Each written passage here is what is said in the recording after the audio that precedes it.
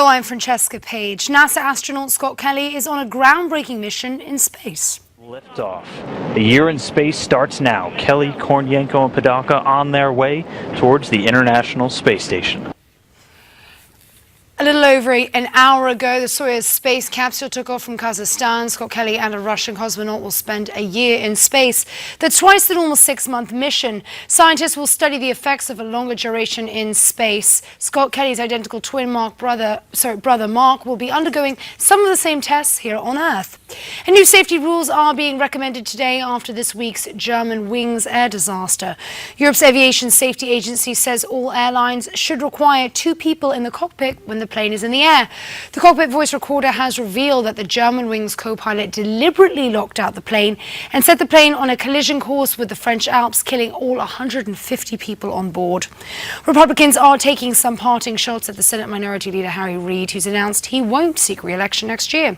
In a sharply worded statement, the RNC says, quote, "With the Democrat Party already in disarray, it's no surprise Harry Reid realized he was about to suffer a humiliating defeat, deciding to step aside." And the Nevada senator has held his seat since 1987. Earlier today, Reid announced in a video message that he's decided to call it a career. I feel it is inappropriate for me to soak up all those resources on me when I could be devoting those resources to the caucus. He's endorsing Chuck Schumer as his successor, and there's late word that Schumer will seek the nomination. And an update now about that racist fraternity chant caught on video sparked international outrage. The president of the University of Oklahoma says that chant was learned at a National Sigma Alpha Epsilon leadership cruise 4 years ago. 2 students identified in that video were expelled and 25 others have been disciplined. One of the students, Levi Patel, apologized to black community leaders this week. The fiancé of former New England Patriots player Aaron Hernandez has now taken the stand at his murder trial.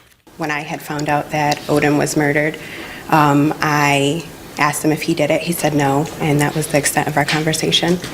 Anna Jenkins testified that Hernandez was drunk in the hours before 2013 shooting death of Odin Lloyd.